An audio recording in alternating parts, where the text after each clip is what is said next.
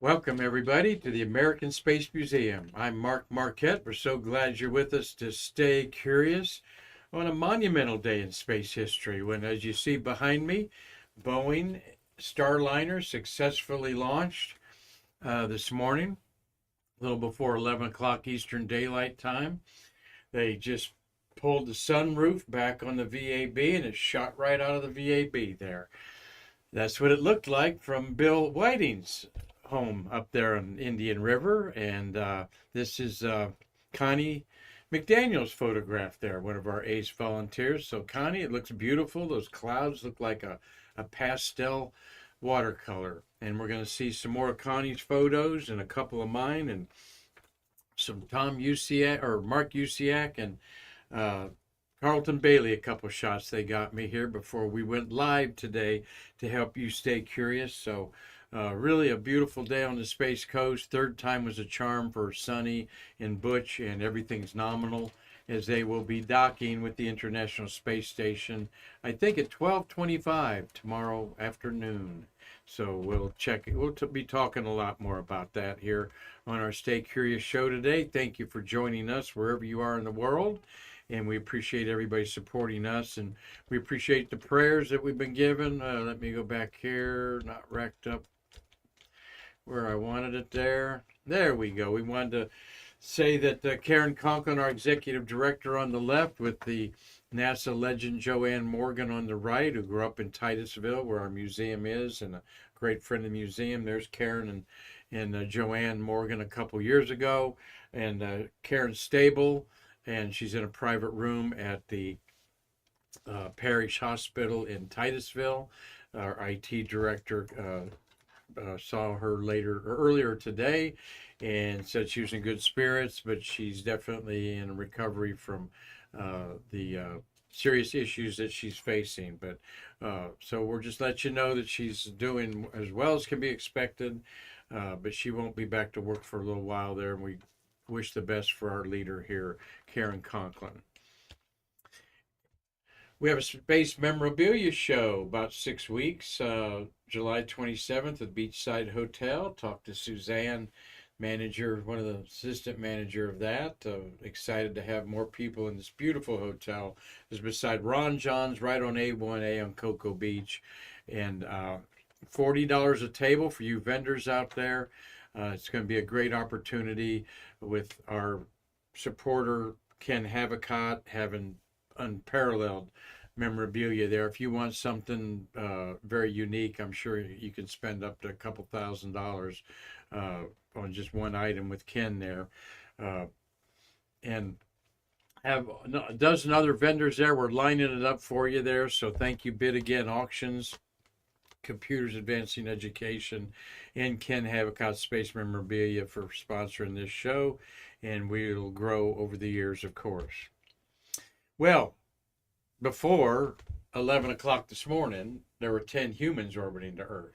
I will be updating this tomorrow with our guest, and doggone it, I didn't put his meme in there. Bert Dick is going to be our guest tomorrow. He's the managing director of subscriptions for the Ad Astra magazine and other things. So Bert's going to be with us tomorrow, and you want to check that out. And but now we got 12 humans orbiting Earth with Butch Wilmer and Sonny Williams orbiting the Earth for their, I think it's Sonny, I think it's each of them's third trip to space, but they've been each waited a long time. So we'll update this, but we've got now 6 Americans, 3 Russians, and 3 Chinese orbiting the Earth right now for a total of 12.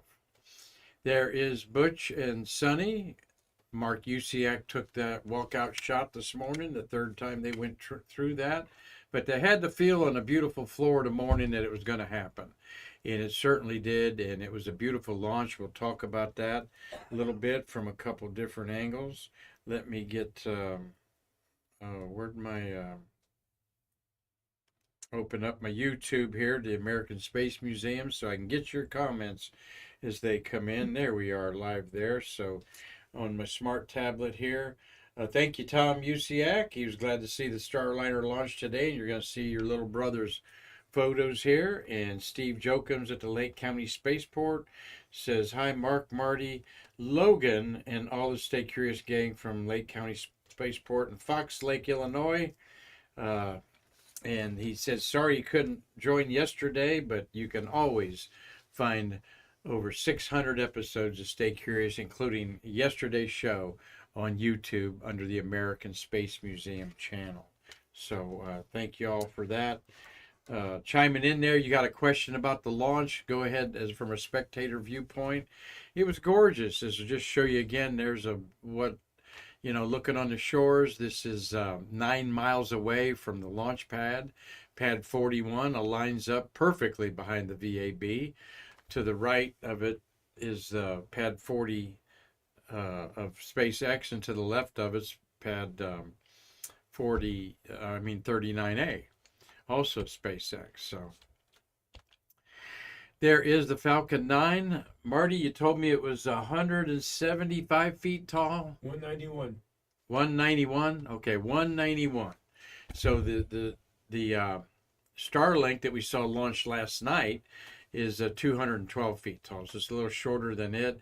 But what you're seeing on the Connie's photo here is let me go this way, folks. What you're seeing is the smoke created by the solid rocket boosters on the side there that you see right there. And then, but a nominal ascent for the Atlas V. The last time an Atlas V rocket launched a human to space was Gordon Cooper in 1963. So we've been talking about that 61 years ago, and the Atlas II, once the workhorse of communication satellites, much like the Musk SpaceX Falcon 9 is, puts humans to space. It's right in the middle there. See the two kids with the hats on and the little kid with the white hat. It's right above the kid with the white hat right there. And this is what it looked like from the nickel seats on the shores of the Indian River. There. That's all right. Logan's going to mess around with that to figure that out. Go ahead, Logan. See if you can put it on there. Oh, wait a minute. He's jiggling me around there. Talk about a little bit about I had luncheon today. You're going to see a picture of the NASA Legends, we call it luncheon, at one of the local eateries. I'm privileged to be involved in that once a month. There it is, right there, right, just lifting off there. You see the trail and the bright red, there. Marty's gonna come in another way there. Here, I'm gonna put it up there. There's Connie's beautiful picture we're using. There is Carlton Bailey's shot from the press site. Beautiful liftoff there. There's Mark Usiak's shot that he sent me. Look at that gorgeous shot there up at the top. Okay. Take our banner off there a second there, please. Yeah, there. Now you get the dynamic power of this. The spacecraft by Boeing is called Calypso. It actually orbited the Earth and docked with the International Space Station back, I think, in November 2022. So it's been over a year and a half. That's why you see scorch marks on it from its reentry on the close-up. Sonny Williams named it Calypso after the investigative ship of, I'm thinking of Jacques Cousteau there, in his famous Calypso. Now, this is going to be, they will dock at 12:25 tomorrow afternoon, Eastern Daylight Time, so that'll be exciting to see. Another exciting event for Thursday, June 6th, which, by the way, is the 80th anniversary of D-Day, the end of World War II invasion. But the Starliner, SpaceX Starliner, is scheduled for an 8 a.m. launch on the 4th demo flight of a Starliner. So tomorrow will be a big day with the Starliner in the morning at noon, docking with the ISS. And boy, the astronauts up there are looking forward to seeing Sonny and Butch up there, particularly Tracy Caldwell Dyson, who's trained with them a lot. And who else I have up there? Who's in space? so I can talk intelligently here. Um, Up in space, let me go back to that meme there. I think that's appropriate to go back to that, and you all see what it looked like here. Is Konyenko, I was trying to say the who's on the yeah, Mike Barrett. Here I'm looking right at it. Mike Barrett's had his arm folded there on the Dragon 8 crew. He's 65 years old. He knows Sonny and Butch real well from his shuttle days, so they'll be looking forward to seeing him. Janet Epps is the other woman up there, her first space flight. But Tracy Caldwell Dyson spent over 220 days on the International Space Station. So she'll be glad to see him there. She's in the middle right there. And this man right there, Oleg Konyenko, he just completed 1,000 accumulative days in space. By far, the most experienced space traveler on 5 different trips to the International Space Station. He will add another 4 times 4 is on another 160 days to go. He'll be coming back in September. So July, August, September. 3 times 30 days is 90 days. So he's got another 90 days to go. So he'll almost have 1,100. Nick Chubb up there also has got over 200 days. So Nicholas Chubb, okay. Nick Chubb's a running back for my Cleveland Browns, all right, Marty? Isn't that ironic? Who? They're a national football team, Marty, the Cleveland Browns on the shores of Lake Erie. Oh, yeah, I did hear them. Yeah, you've heard about that. So anyway, let's go forward here a little bit. Beautiful shots. This is what it looked like at Nicole Park, where I was. A lot of families there. And at the luncheon, we talked about, wow, people did not come and watch this launch in droves, okay? In the parking lot of this little park, and there's many of them on Route 1, I not only had a parking place, Marty, I got a parking place under a shady tree. Okay, so, and when I was talking to Kay Heyer about it, she was at the base, at the press site, and watched it. And I said, "You're at the press site, you're here already, you know, because the launch was like, you know, an hour ago." And she said it was so easy to get in and out. There was no real big crowd. Beautiful shot there. What a great shot that is, USIAC. Man, that is just point up. Beautiful light. I know the photographers were talking about they were glad that it wasn't a night launch. They were also glad that it was in the morning because you're getting the beautiful sunlight there. And there it roars off the pad with those solid rocket boosters creating the scene there. And another one of Connie McDaniel's photos. Okay, what a beautiful shot, man. Just right up through that cloud. Talking to Kay Heyer, we'll see a picture of her and talk about her in a minute, because these are her friends that are in space. And Kay was last in space in 2010 on STS-130, and then STS-90 was her other mission 10 years before. Talk about that in a minute. But she said that big cloud had some concern because it could generate static electricity. Okay. And so there was a lightning watch for this thing. But boy, that's just how you saw it with the naked eye. And great shots, Connie, on her smartphone. And there's her last offering today. Just beautiful puffy clouds, nice blue. We need some rain here on the Space Coast, and hopefully may get some this afternoon or even tomorrow. But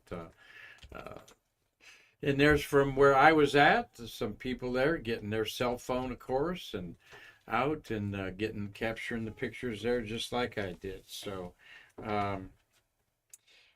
let's see here. We've got Ola Wanson said, saw the SpaceX launch last night. I missed the launch today. I was at work and just missed it. But last night was a very cool launch, Ola Wanson. And I'll tell you about, let's see, what am I coming up here on? Let's look at one more shot by Carlton Bailey. Thank you, Carlton, with his telephoto lens, capturing it as it got pretty high up there. So we had several shots from Carlton Bailey and a couple from Mark Usiak, Apologize if I got them mixed up. Tom Celentano said, not a bad view from Titusville. Best to have binoculars. And it sure is. That's the best way to look at it. Everyone's got binoculars, all right? You don't think about those field glasses or binoculars you use at the football game or baseball to watch your kids or friends, or go to pro games and have binoculars. So get those out. Binoculars are the first optical tool that we share with, that we tell everyone to get involved with. So, and Gary Gerald says hello. I'm back at you, buddy.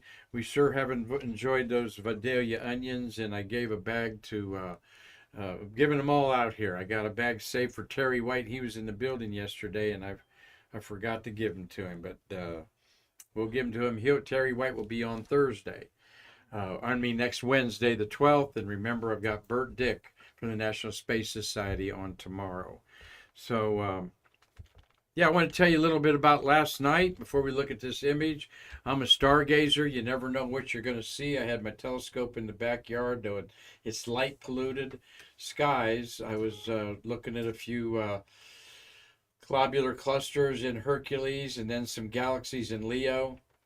The Lion, as I was looking at Leo, I saw a couple satellites moving around, and then I saw one satellite go underneath Leo from the west over to the east, and right behind it was another satellite. And behind that was a third satellite. And all of a sudden, I'm seeing the train of SpaceX satellites that was launched Friday night on our Space Coast here. And here I'm watching them, and they were about 8 seconds apart, Friday, Saturday, Sunday, Monday, Tuesday. So you're talking 4 days later. They're separating as they go higher into their orbit. And they're about 8 seconds apart in the straightest line, Marty. Even when they went through the palm tree in the backyard, they came out and through the branches were in the same path all the way. Took about 12 minutes for all 34 satellites to pass, but it was really something. And in binoculars, the reflected sunlight off of their solar panels wasn't white or even orangey. It was kind of bluish to my eye, and I see colors pretty good in space. But so these constellations are being created, and radio astronomers that use radio antennas, much like the old satellite dishes in the backyard, are complaining that it's really interfering with their data, the transmissions and so forth. What the problem is, these satellites are basically a cell tower orbiting the Earth. You all know what cell towers are. We are seeing less of those, less clutter on top of buildings with cell tower relay transponders, okay? But these are a cell tower that's a direct link from your smartphone to that satellite and back wherever you're calling it, okay? And so all of these radio waves are now magnifying more and more, and radio astronomers have even petitioned the Federal Trade Commission for some sort of solution and for SpaceX to look into it, which they are. They're trying to be good partners. So that was great to see 34 Starlink satellites 4 days after I saw them launch. Then I watched the launch a little after 10 of another set of Starlinks that went to the north instead of the south. I looked at that through my telescope. It was awesome when the second stage separated. We're used to this jellyfish-looking blob, like a tadpole. Well, that's not what happened, because it was a little bit later. The sunlight was making it boil like a bloomin' onion, is what it looked like to me. So always good stuff happening on the Space Coast. You come down here for a vacation. First, you're going to want to make sure that a SpaceX launch is scheduled toward the end of your vacation. It's toward the beginning of your vacation, So if you're going to be here 5 days, try to get that first, second day in case it's pushed back by weather or whatever.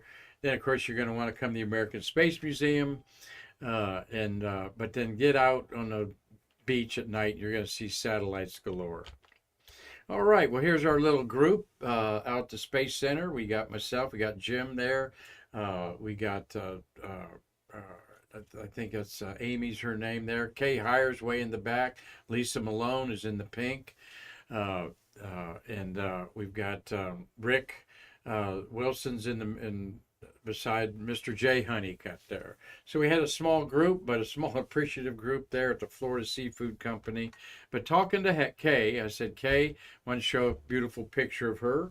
in her astronaut blues. Navy veteran, okay. Um, Kay said that, I said, what do you feel about, Sonny and Butch? You know them really well. Uh, and she said they're going up there and starting to work their butts off. This is what they want to do as test pilots. Kay has told me over and over this is as an important mission as STS-1 was, the inaugural flight of the shuttle Columbia. It's just like the inaugural flight of any spacecraft, all right? And they want to be part of it. Their names will always be associated with it, no matter where Starliner goes. There are 6 missions ordered by NASA to be an alternative to taking astronauts to the International Space Station, an alternative from SpaceX.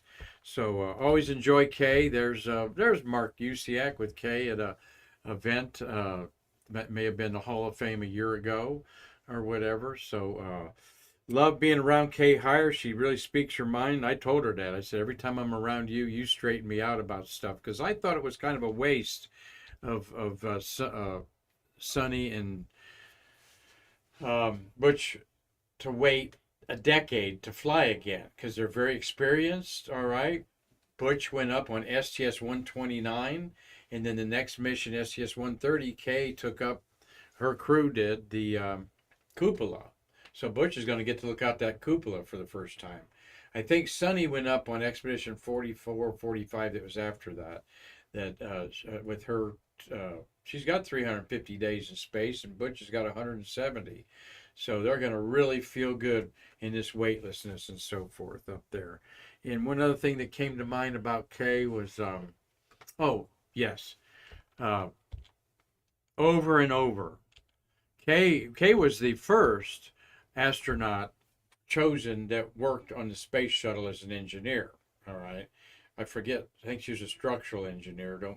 I forget exactly, but she's from the Navy. She was one of the first Navy women allowed in a combat zone in an aircraft. Okay, and she had a 10-year span from STS-90, the Neuro Lab, to STS-30, and but she had Columbia in between that, and the Iraq War started, and she was active Navy, so she went and fought in the Iraq War for a tour of duty there while an active astronaut, and then got assigned to the STS-130 mission, which that's her patch that she has there, the cupola. But over and over, Kay says it's a team effort. You can't do it. The astronauts, yes, get all the love and so forth, but it's a team, and she was part of that team, working on the shuttle, and then now depends on that team. So this is a big team effort for Boeing Starliner.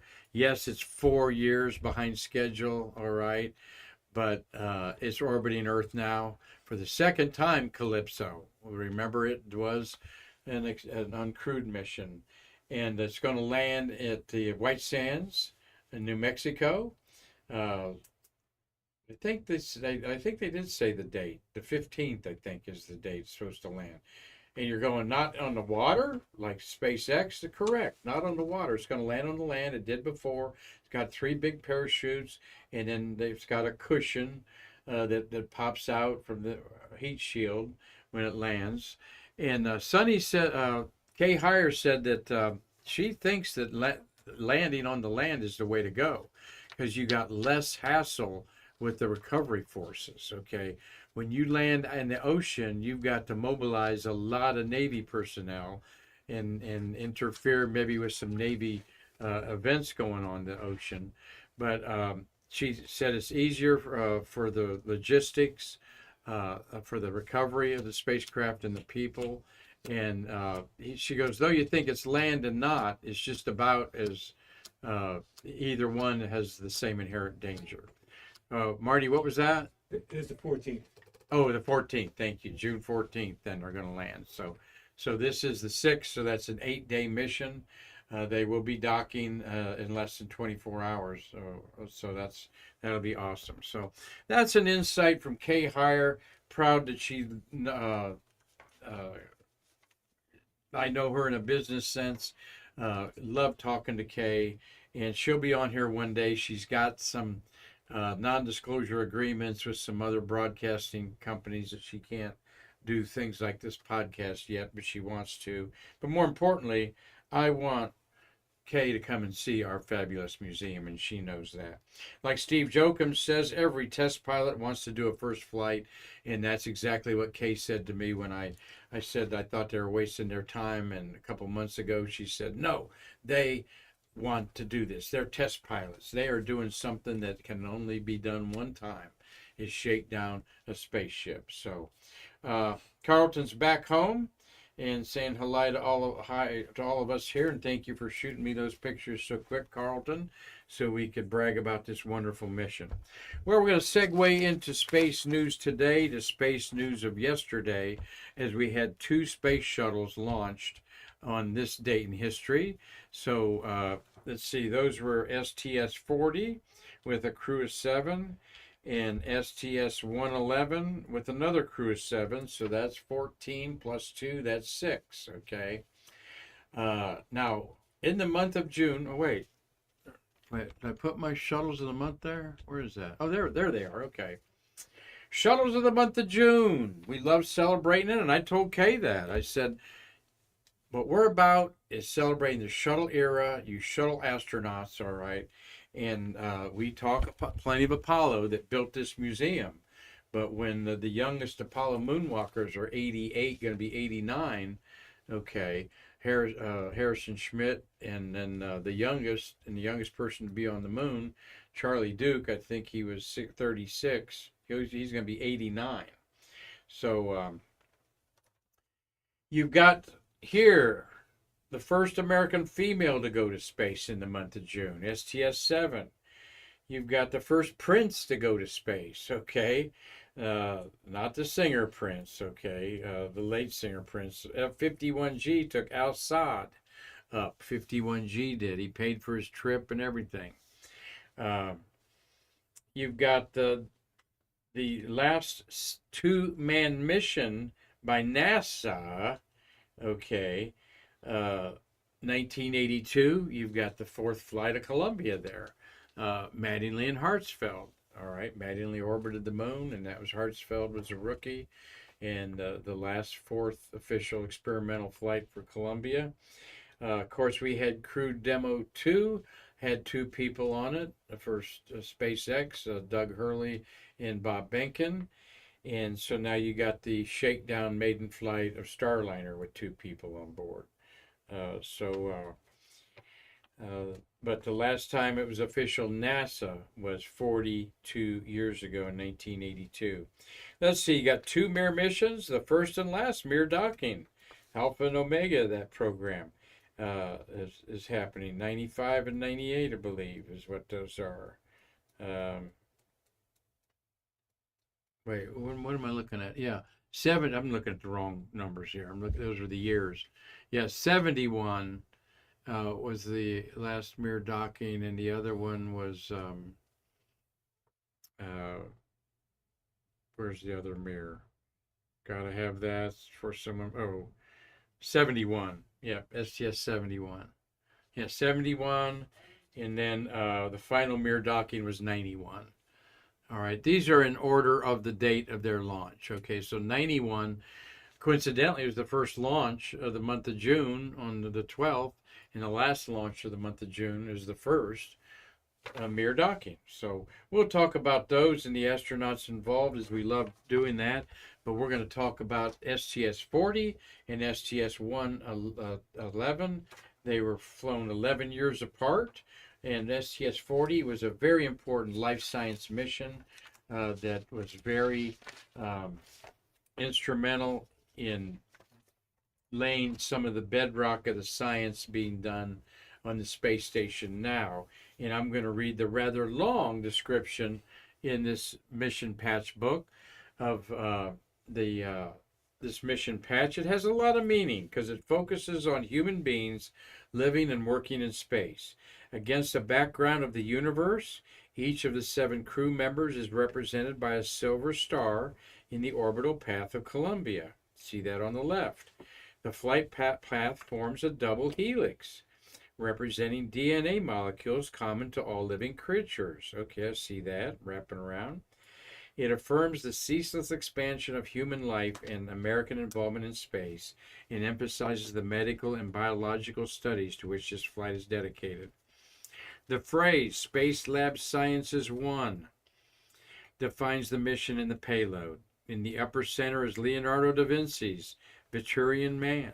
With 1 foot on Earth and arms extended to touch Columbia's orbit, he represents the extension of human inquiry from the boundaries of Earth to the limitless laboratory of space. Everything this patch is saying today applies to what's going on the International Space Station today. Leonardo links scientists on Earth to scientists in space. At the center of the patch is a red and yellow Earth limb linking Earth to space and radiating from a Native American symbol for the sun, which links America's past and future. That's the orange ball with the columns coming out of it. That's a Native American symbol for the sun. Beneath Columbia, the darkness of night rests peacefully over the U.S. The patch was created by artist Sean Collins. And on board is Commander Brian O'Connor, his second and last mission. You've got pilot Sid Gutierrez, his first of 2 missions. Sid was a pilot and then became a commander of his second mission. And he is chairman of the board of the local Via Space Rocket Company. Jim Bagian, Jim's second and last flight. Okay. Tamara Jernigan there. 3 women on this flight. Tamara Jernigan, her first of 5 flights. All right. Have I got their picture? Yeah, why don't I show their picture there? I'm talking about them there, Mark. All right. Tamara's there in the middle. You got flanking her are the Commander Brian O'Connor and Sid Gutierrez. All right, Bangian's on the far right, and then you've got left to right there is Drew Gaffney's on the far right there.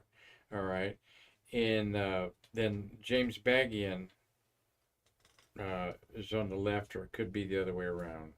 I think that's Drew Gaffney on the left and Sid Bagian on the right. Both rookies, and they're only second flight for Bagney and rookie and only for Drew. Millie Hughes Fulford, her only flight. She's in the middle left. And to the right of her is one of the first of 6 selected female astronauts, Rhea Seddon, on her second of 3 missions to space there. So I think that was the first 3-woman crew. They always did a gag photo. Not maybe as elaborate as this, but the gag photo was a MASH unit, all right? And because that's what they were doing on life sciences, experiments on each other. You know, Sid Gutierrez, can I take your blood, 3 times a day? So this is what we did there. It was the most detailed physiological experiments since the 1973-74 Skylab missions. Here are a cool picture at the 195 level, the 3 ladies there with one of the other astronauts. It's hard to find these in high resolution. Okay.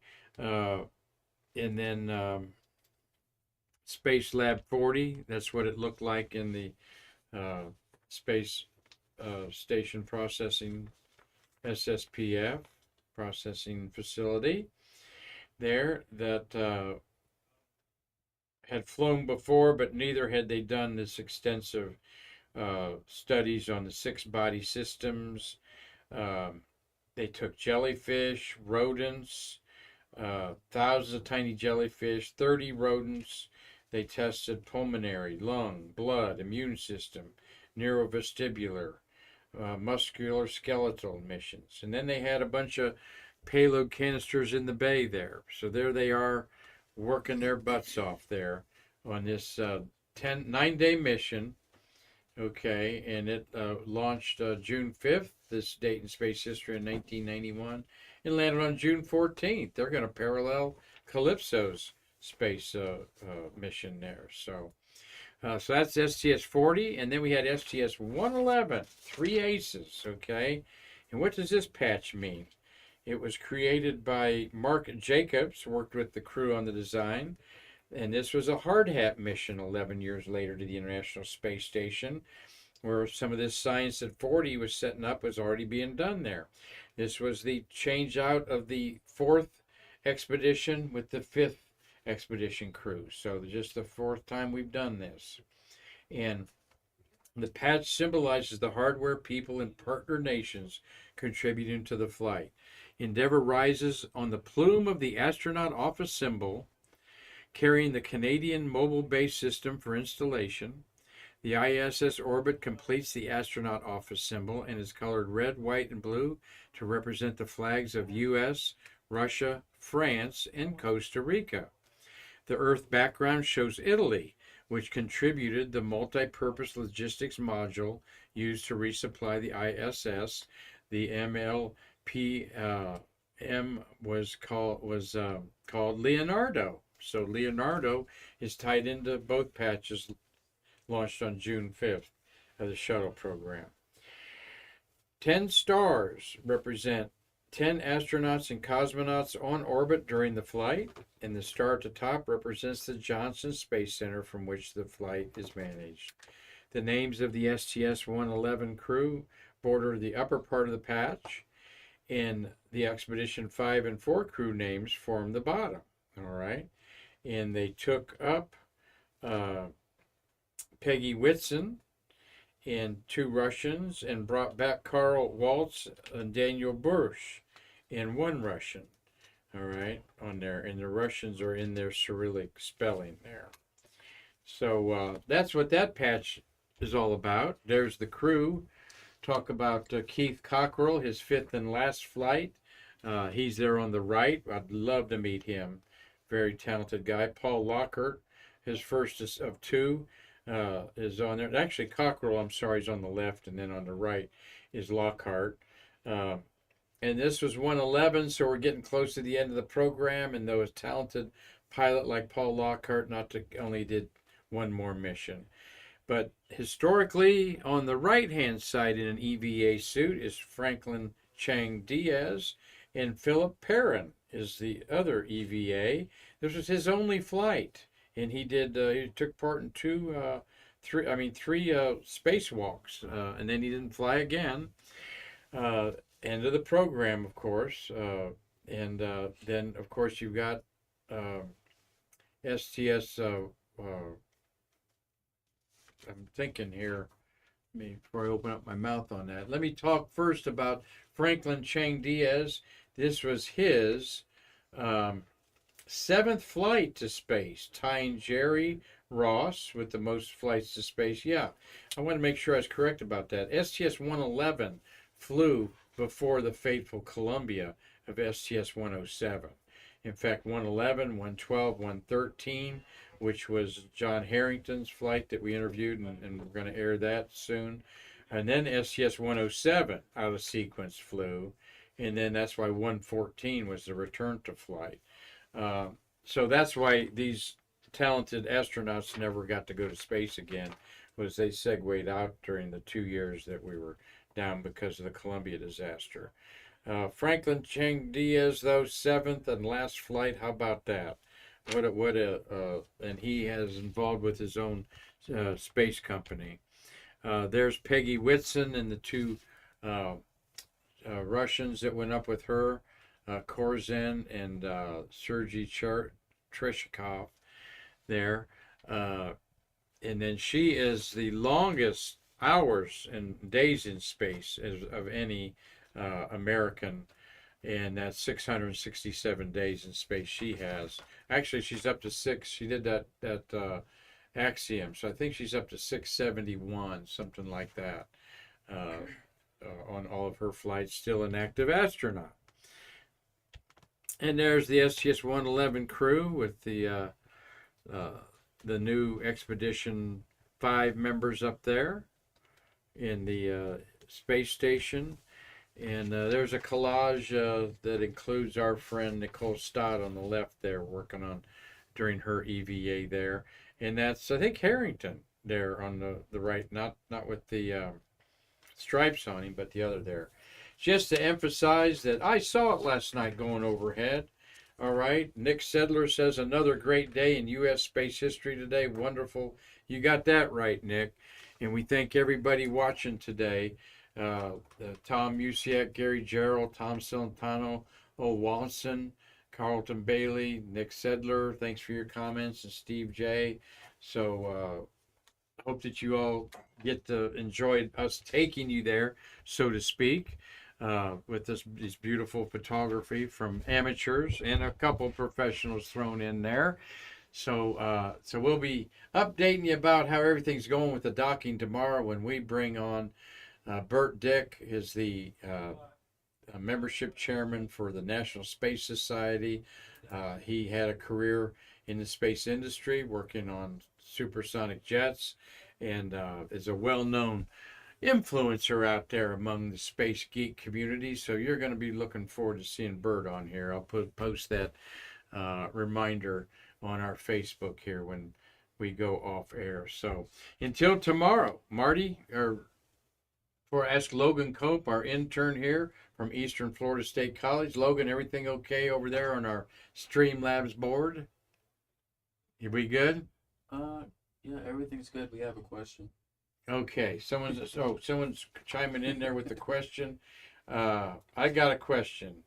Is space illegal travel? No, it's not. Obviously, I'm not sure. Wait, what's he say? Is space legit? So don't really understand that question, but Brian Camp. But thanks for watching today. You're asking space. You got a heart over that. What's that heart? I can't see the space. Illegal to travel? No, it's not illegal to travel. But you got to get a permit to launch off the Earth, okay? Because you need to have the airspace cleared for the Federal Trade Commission. And that's the big deal out at Boca Chica tomorrow morning at 8 o'clock Eastern Daylight Time. They got the permit to launch that big friggin' rocket, the big booster, heavy booster they're calling it, and on top of that, the Starship on its 4th flight. So I'll be watching. I'm sure you'll be watching. So until next time, I'm Mark Marquette saying, come and watch, stay curious. Tell your friends, tell your family, tell your dogs and cats to watch, stay curious. You will learn something every day, I promise you, that you didn't know before as we celebrate space history like nobody else. Like us. And like us. Yes, that's what I was saying, Marty. Like us, whatever you do, your dogs and cats and everybody else there.